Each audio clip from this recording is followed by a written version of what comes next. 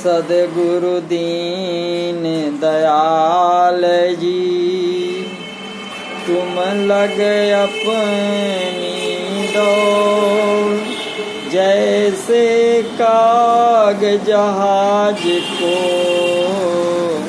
सूझत कतहु न ठोर। बोलिए श्री सद्गुरुदेव की जय। आप समस्त श्रोता बंधुओं को हमारा हार्दिक प्रणाम, सप्रेम नमस्कार है।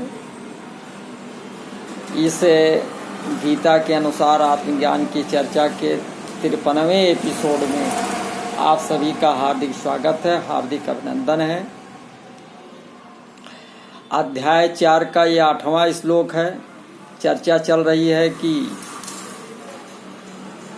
परित्राणाय साधूनां विनाशाय च दुष्कृतां धर्म संस्थापनार्थाय संभवामि युगे। अर्थात भक्तों का उद्धार करने, दुष्टों का विनाश करने तथा धर्म की फिर से स्थापना करने के लिए मैं हर युग में प्रकट होता हूँ। जन्म कर्म चा मे दिव्यम एवं यह वेत्ति तत्वतः त्यक्त्वा देहं पुनः जन्म न एति माम एति सा अर्जुन। हे अर्जुन, जो मेरे आविर्भाव तथा कर्मों की दिव्य प्रकृति को जानता है, वो इस शरीर को छोड़ने पर इस भौतिक शरीर में पुनः जन्म नहीं लेता, अपितु मेरे सनातन धाम को प्राप्त हो जाता है।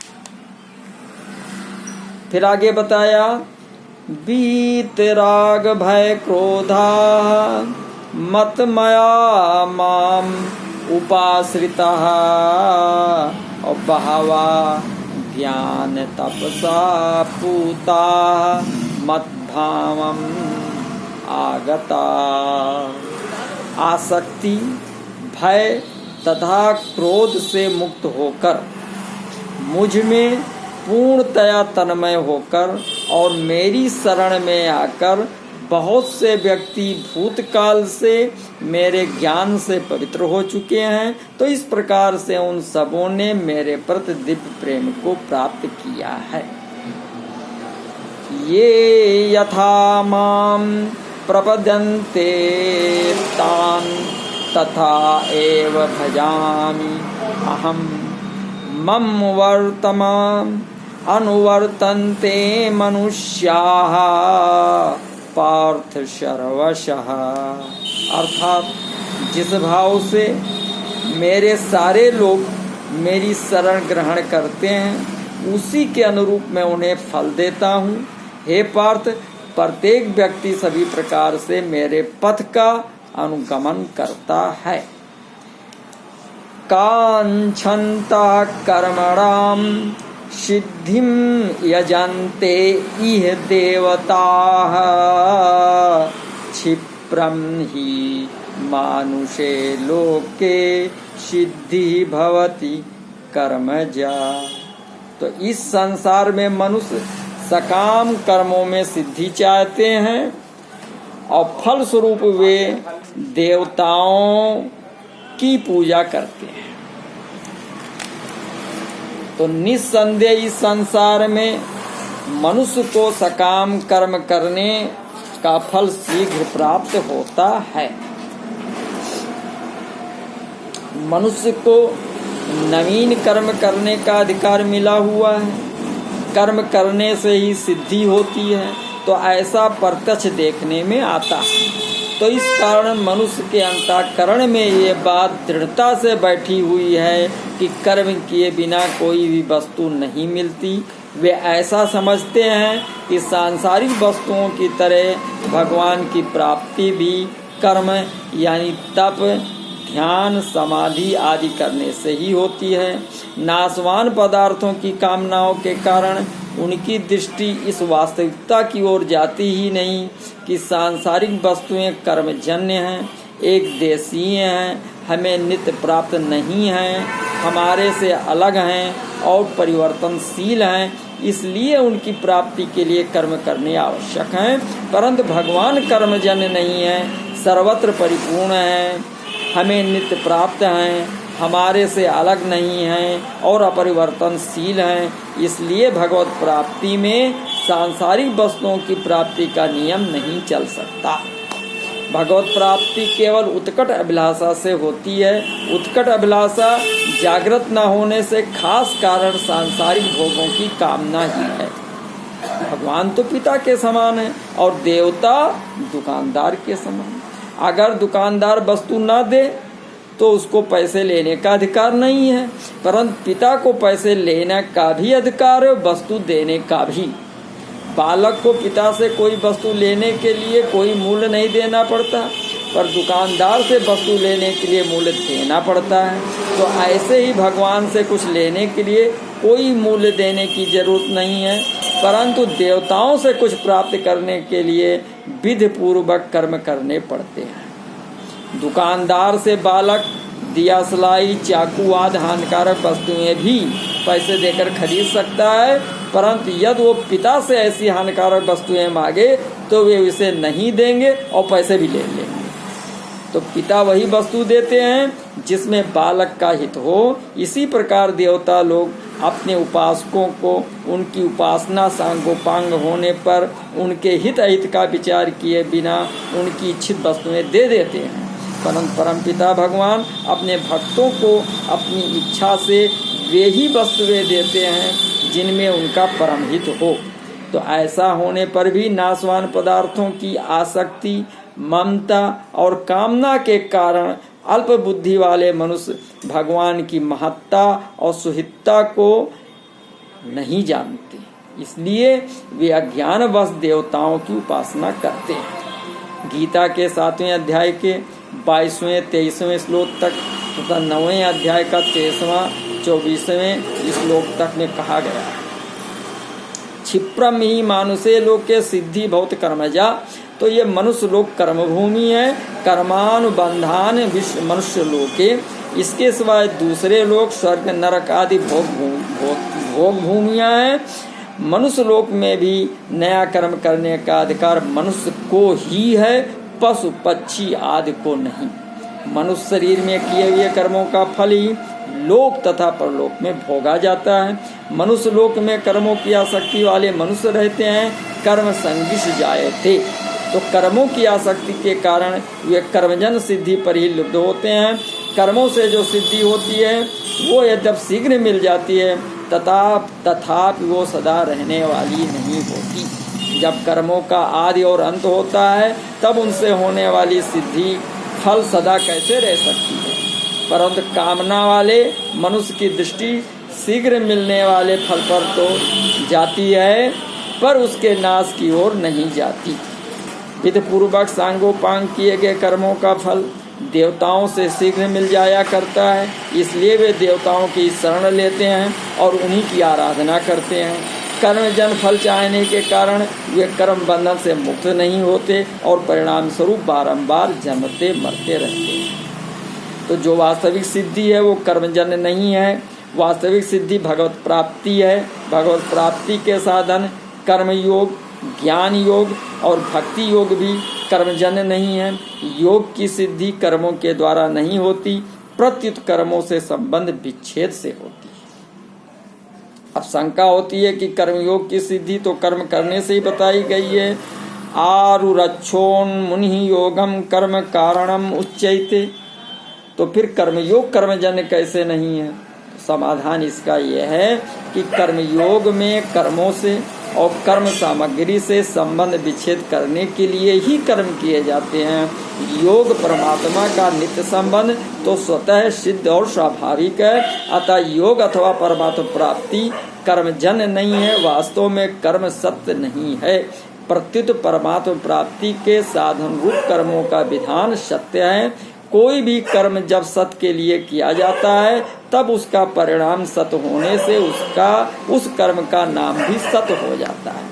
कर्म चैव तद अर्थीयम सादित्ये एव अवधीयते। अपने लिए कर्म करने से योग परमात्मा के साथ नित्य योग का अनुभव नहीं होता। कर्म योग से दूसरों के लिए ही सब कर्म किए जाते हैं, अपने लिए अर्थात फल प्राप्ति के लिए नहीं। कर्मण्येवाधिकारस्ते मा फलेषु कदाचन। अपने लिए कर्म करने से मनुष्य बंधता है और दूसरों के लिए कर्म करने से मुक्त होता है। तो कर्म योग दूसरों के लिए ही सब कर्म करने से कर्म और फल से संबंध विच्छेद हो जाता है, जो योग का अनुभव कराने में हेतु है। तो कर्म करने में पर अर्थात शरीर, इंद्रियां, मन, बुद्धि, पदार्थ, व्यक्ति, देश, काल आदि परिवर्तनशील वस्तुओं की सहायता लेनी पड़ती है। पर की सहायता लेना परतंत्रता है। स्वरूप ज्यों का त्यों है, उसमें कभी कोई परिवर्तन नहीं होता। इसलिए उसकी अनुभूति में पर कहे जाने वाले शरीर आदि पदार्थों के सहयोग की लेस मात्र भी अपेक्षा आवश्यकता नहीं। पर से मानवीय संबंध का त्याग होने से स्वरूप में स्वतः सिद्ध स्थिति का अनुभव हो जाता है। अब आगे 13वें श्लोक में श्री कृष्ण जी कहते हैं कि चातु वरण्यम मया शिष्टम गुणः कर्म विभागसा तस्य कर्तारम अपि मां विद्य अकर्तारम आव्ययम्। प्रकृति के तीनों गुणों और उसके संबंध कर्म के अनुसार मेरे द्वारा मानव समाज के 4 विभाग रचे गए। यद्यपि मैं इस व्यवस्था का सृष्टा हूँ, किंतु तुम ये जान लो कि मैं इतने पर भी अव्यय अकर्ता हूँ। ना मां कर्माण लिम्पन्ति ना मैं कर्म फले स्पृहा इति मां या अभिजानाति कर्म भी ना शाबध्यते। मुझ पर किसी कर्म का प्रभाव नहीं पड़ता, ना ही मैं कर्म फल की कामना करता हूँ। जो मेरे संबंध में इस सत्य को जानता है वो भी कर्मों के फल के पास में नहीं बनता। एवं ज्ञात्वा कृतं कर्म पूर्वये अपमुच्छुभिः कुरु कर्म एव तस्मात् त्वं पूर्वये पूर्वतरम कृतम।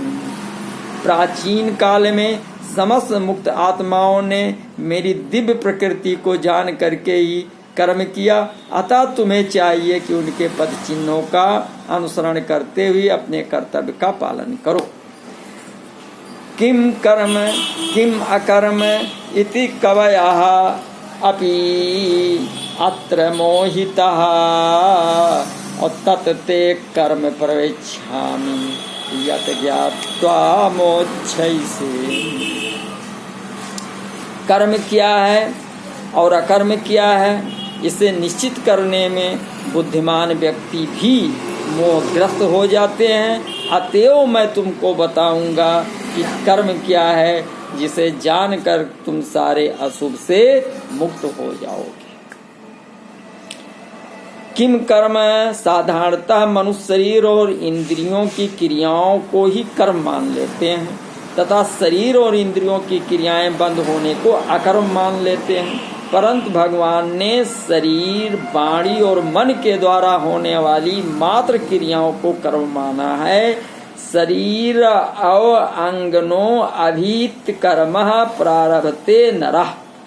भाव के अनुसार ही कर्म की संज्ञा होती है। भाव बदलने पर कर्म की संज्ञा भी बदल जाती है। जैसे कर्म स्वरूप से सात्विक दिखता हुआ भी यदि कर्ता का भाव राजस या तामस होता है तो वो कर्म भी राजस या तामस हो जाता है। जैसे कोई देवी की उपासना कर्म कर रहा है तो जो स्वरूप से सात्विक है परंतु यदि कर्ता उसे किसी कामना की सिद्धि के लिए करता है तो कर्म राजस हो जाता है, और किसी का नाश करने के लिए करता है तो वही कर्म तामस हो जाता है। तो इसी प्रकार यदि कर्ता में फलेच्छा, ममता और आसक्ति नहीं है तो उसके द्वारा किए गए कर्म अकर्म हो जाते हैं, अर्थात फल में बांधने वाले नहीं होते।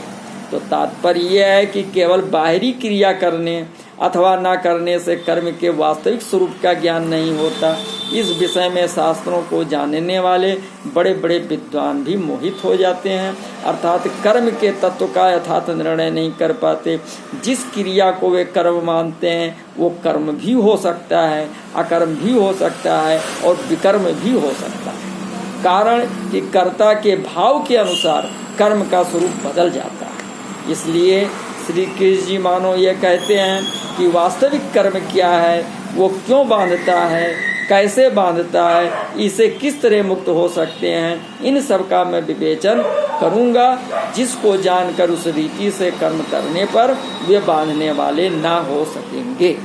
यदि मनुष्य में ममता, आसक्ति और फलेच्छा है तो कर्म ना करते हुए भी वास्तव में कर्म हो ही रहा है, अर्थात कर्मों से लिप्तता है। परंतु यदि ममता, आसक्ति और फलेच्छा नहीं है तो कर्म करते हुए भी कर्म नहीं हो रहा है, अर्थात कर्मों से निर्लिप्तता है। तात्पर्य है कि यदि कर्ता निर्लिप्त है तो कर्म करना अथवा न करना दोनों ही अकर्म है, और यदि कर्ता लिप्त है तो कर्म करना अथवा न करना दोनों ही कर्म हैं और बांधने वाले। किम कर्मेति, भगवान ने कर्म के दो भेद बताए हैं, कर्म और अकर्म। तो कर्म से जीव बंधता और अकर्म से दूसरों के लिए कर्म करने से, अकर्म मतलब दूसरों के लिए कर्म करने से मुक्त हो जाता है। तो कर्मों का त्याग करना अकर्म नहीं है। भगवान ने मोह पूर्वक किए गए कर्मों के त्याग को तामस बताया है। शारीरिक कष्ट के भय से किए गए कर्मों के त्याग को राजस बताया गया है। तामस और राजस त्याग में कर्मों का स्वरूप से त्याग होने पर भी कर्मों से संबंध विच्छेद नहीं होता। तो कर्मों में फलेच्छा और आसक्ति का त्याग सात्विक त्याग में स्वरूप से कर्म करना भी वास्तव में अकर्म है। तो क्योंकि सात्विक त्याग में कर्मों से संबंध विच्छेद हो जाता है, अतः कर्म करते हुए भी उससे निर्लिप्त रहना वास्तव में अकर्म। तो शास्त्रों के तत्व को जानने वाले विद्वान भी अकर्म क्या है इस विषय में मोहित हो जाते हैं। अतः कर्म करने अथवा न करने दोनों ही अवस्थाओं में जिससे जीव बंधे नहीं, उस तत्व को समझने से ही कर्म क्या है और अकर्म क्या है ये बात समझ में आए। अर्जुन युद्ध रूप कर्म न करने को कल्याणकारक समझते हैं, इसलिए श्री कृष्ण जी मानो यह कहते हैं कि युद्ध रूप कर्म का त्याग करने मात्र से तेरी अकर्म अवस्था बंधन से मुक्ति नहीं होगी। प्रस्तुत युद्ध करते हुए भी तू अकर्म अवस्था को प्राप्त कर सकता है। अतः अकर्म क्या है इस तत्व को तू समझ। निर्लिप्त रहते हुए कर्म करना अथवा कर्म करते हुए निर्लिप्त रहना, यही वास्तव में अकर्म अवस्था है। तो कवयो अपयत्र मोहिता, साधारण मनुष्यों में इतनी सामर्थ्य नहीं कि वे कर्म और अकर्म का तात्विक निर्णय कर सकें। शास्त्रों के ज्ञाता बड़े बड़े विद्वान भी इस विषय में भूल कर जाते हैं। कर्म और अकर्म का तत्व जानने में उनकी बुद्धि भी चकरा जाती है। तात्पर्य हुआ कि इनका तत्व या तो कर्म योग से सिद्ध हुए अनुभवी तत्व महापुरुष जानते हैं अथवा भगवान जानते हैं। तो तत्ते कर्म प्रवक्ष्यामि, जीव कर्मों से बंधा है तो कर्मों से ही मुक्त होगा। यहाँ भगवान प्रतिज्ञा करते हैं कि मैं वो कर्म तत्व भली भांति कहूँगा जिससे कर्म करते हुए भी वे बंधन कारक ना हो। तात्पर्य है कि कर्म करने की वो विद्या बताऊँगा जिससे तू कर्म करते हुए भी जन्म मरण रूप बंधन से मुक्त हो जाए। कर्म करने के दो मार्ग हैं, प्रवृत्ति मार्ग और निवृत्ति मार्ग। प्रवृत्ति मार्ग को कर्म करना कहते हैं और निवृत्ति मार्ग को कर्म ना करना कहते हैं। तो ये दोनों ही मार्ग बांधने वाले नहीं हैं। बांधने वाली तो कामना, ममता, आसक्ति है, चाहे ये प्रवृत्ति मार्ग हो चाहे निवृत्ति मार्ग हो। यदि कामना, ममता, आसक्ति ना हो तो मनुष्य प्रवृत्ति मार्ग और निवृत्ति मार्ग दोनों में स्वतः मुक्त है। इस बात को समझना ही कर्म तत्व को समझना है। तो इसके पहले दूसरे अध्याय के 50वें श्लोक में भी श्री कृष्ण जी ने योगा कर्मश कौशलम, कर्मों में योग ही कुशलता है, ऐसा कहकर कर्म तत्व बताया है। तो तात्पर्य है कि कर्म बंधन से छूटने का वास्तविक उपाय योग अर्थात समता ही है, परंतु अर्जुन इस तत्व को पकड़ नहीं सके, इसलिए श्री कृष्ण जी ने इस तत्व को पुनः समझाने की प्रतिज्ञा कर रहे हैं। अब विशेष बात यह है कि कर्म योग कर्म नहीं है, प्रत्युत सेवा है। सेवा में त्याग की मुख्यता होती है। सेवा और त्याग ये दोनों ही कर्म नहीं है, इन दोनों में विवेक की ही प्रधानता है। तो हमारे पास शरीर, इंद्रियां, मन, बुद्धि आज जितनी भी वस्तुएं हैं वे सब मिली हुई हैं और बिछुड़ने वाली हैं। मिली हुई वस्तु को अपनी मानने का हमें अधिकार नहीं है। संसार से मिली वस्तु को संसार की सेवा में लगाने का हमें अधिकार है। तो जो वस्तु वास्तव में अपनी है उस स्वरूप या परमात्मा का त्याग कभी हो ही नहीं सकता, और जो वस्तु अपनी नहीं है उस शरीर या संसार का त्याग स्वतः सिद्ध है। अतः त्याग उसी का होता है जो अपना नहीं है, पर जिसे भूल से अपना मान लिया, अर्थात अपनेपन की मान्यता ही त्याग होती है। तो इस प्रकार जो वस्तु अपनी है ही नहीं उसे अपना ना मानना त्याग कैसे? ये तो विवेक।